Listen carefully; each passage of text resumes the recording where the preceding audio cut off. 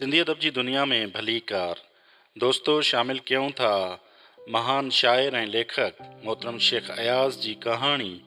ही शाइर उन सुकल ढबल रोटीअ ॾांहुं घूरे निहारियो।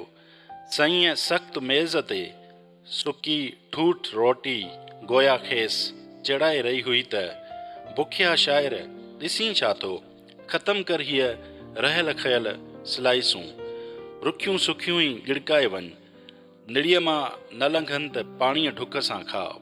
चांहि जे कोप लाइ तोखे 6 पैसा त आहिनि कोन। हू रोटीअ टुकड़े खे चिताए ॾिसी रहियो हो, गोया खेसि अखियुनि सां ई खाई वेंदो।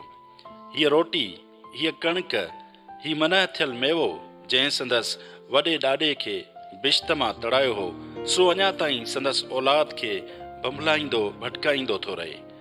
उनखे बुख हुई, संदसि आंड्रा म्याऊं म्याऊं करे रहिया हुआ। संदसि अखियुनि मां ख़ाली कखियूं नज़र अची रहियूं हुयूं। हू हिन वक़्तु न शाइर हो, न अदीब, न इंसान, हू फ़क़ति बुखियो हो। अॼु खेसि कुझु बि यादि न हो, न उहे उजलियूं उजलियूं बाखूं जॾहिं हू साइकिल डोड़ाईंदो क्लिफ्टन ते वेंदो हो। ताज़ी हवा में संदसि फिफड़ फूलजी वेंदा हुआ। दूर उफ़क़ में आसमान जे नीरे नीरे रंग ते ॻाढ़ियूं रेखूं तिरकंदियूं वेंदियूं हुयूं ऐं भिनल हवा में संदसि मुंहं जो रंग टिड़ी पवंदो हो। उन वक़्तु हू फितरत जी गोद में झूलींदो वेंदो हो, छो त खेसि पक हूंदी हुई त नेरनि तयारु रखी हूंदी। अॼु खेसि कुझु बि यादि न हो, न ई उहे झुड़ाला ॾींहं जॾहिं ककरियूं सिड़ह फैलाईंदियूं हुयूं।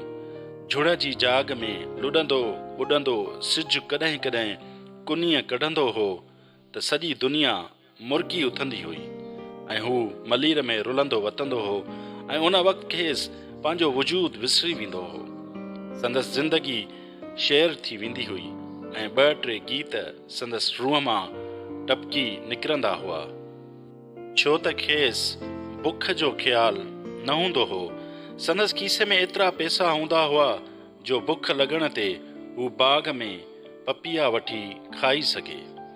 अॼु खेसि कुझु बि यादि न हो, न उहे सुहावणियूं शामूं, न दूहों दूहों दुनियाऊं, न नीरियूं नीरियूं मेटायूं मीरांझड़ियूं फिज़ाऊं, न छुहियूं छोलियूं, न गाज न गजी, न गिम न घटा। अॼु खेसि कुझु बि यादि न हो, न मुरकंदड़ चप, न ढिरकंदड़ पिंबड़ियूं, न लुभाईंदड़ ॻाल्हियूं, न लजार गल, न लिक छुप जूं मुलाक़ातियूं, न सुस जूं बातियूं, न टहकड़ा न टोकूं, न सदड़ा न सुदका। हूअं हिन उन्हनि जा गीत ॻाया हुआ, लफ़्ज़ लफ़्ज़ सोयो हो, सिट सिट पोई हुई। अॼु उहे मोती, उहे मालाऊं, उहे गीत हिन लाइ कचियूं कोडियूं हुआ, निकमा नहस आवाज़ जिन संदसि वही विह कई हुई।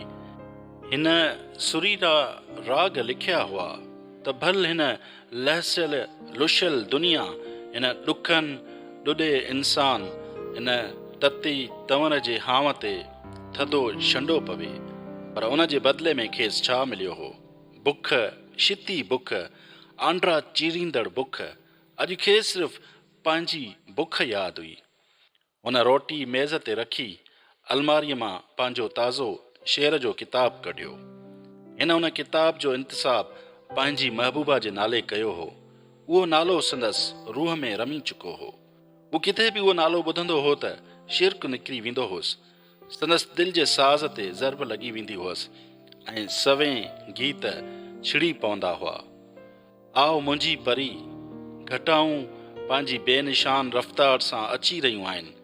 ही रिमझिम जो आलम, थधी थधी भिनी भिनी दुनिया, ही जमियल जमियल सितारा, उभरियल उभरियल बादल। आओ मुंहिंजी नंढड़ी परी, अॼु राति मुंहिंजी दिलि चाहे थी त तूं बि मूंसां गॾु हुजीं। पर अॼु पंहिंजी महबूबा जो नालो पढ़ी बि हू माज़ीअ में मलिया मेट थी न वियो। हुन जे मुंहं ते नफ़रत हुई। कीअं न मूं खे दम दिलासा ॾींदी रही, हुन सोचियो। चवंदी हुई त तुंहिंजी ॾात ते दिलि ॾिनी अथमि, पर चांदी चांदी आहे, शेर शेर आहे, सिके खे सव सलाम, सिफ़े ते लानत।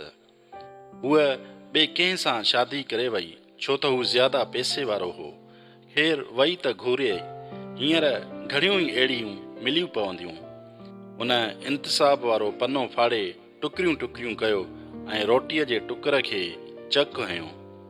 हुन ॿियो सिफ़ो फाड़ियो। उन सिफ़े ते जो शेर हो सो हुन रूह जे रत सां लिखियो हो।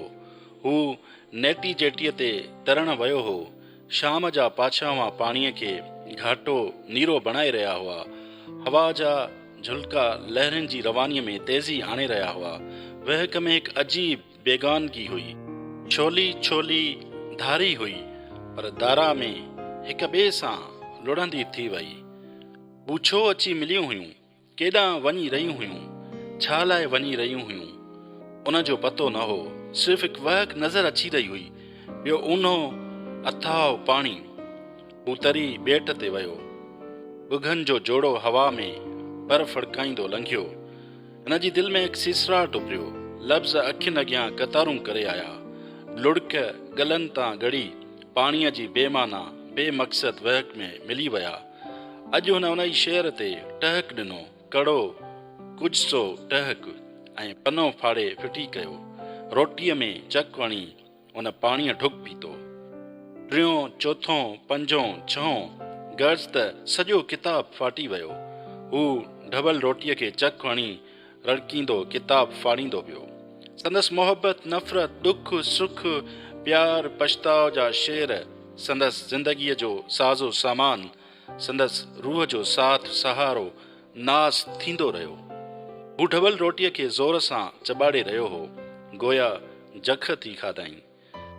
पोयों रोटीअ टुकुर ख़तम थी वियो ऐं हुन जे किताब जो आख़िरी सफ़ो फाटी वियो। बसि वरी शेर न लिखंदुसि। हुन कसम खयो, हीअ बुख, पर मूं जीअं ॿिया बि केतिरा ई बुखिया आहिनि। छा उन्हनि जी बुख जो सबब बि शाइरी आहे? हिकु बुखियो, ॿियो पेट भरियो। हिकु सिको सड़ियो, ॿियो सुखियो सताइबो। हिकु मज़दूर, ॿियो मालिक, आख़िर केसीं सहबो? ही ज़ुल्म सितम, ही बुख ॾुख हिन जज़्बात जी रोह में अची कलम खयो ऐं लिखणु लॻो। ए इंसान, तूं हिन धरतीअ ते केसीं सितम सहंदे। सवें सिज निकिता, सवें चंड उभरिया, पर इंसानियत जो सितारो न चमकियो। ए नादान, केसीं ऊंदहि में थाफूड़ा हणंदे। आओ त हिन समाज खे बदिलायूं। आओ त मां तोखे उन नई दुनिया जा गीत ॿुधायां जॾहिं इंसान बुखियो ॾुखियो न रहंदो।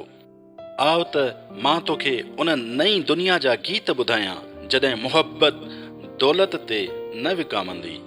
आओ त मां तोखे उन दुनिया जा गीत ॿुधायां जॾहिं इंसान जो दुश्मन इंसान न पर कुदरत हूंदी।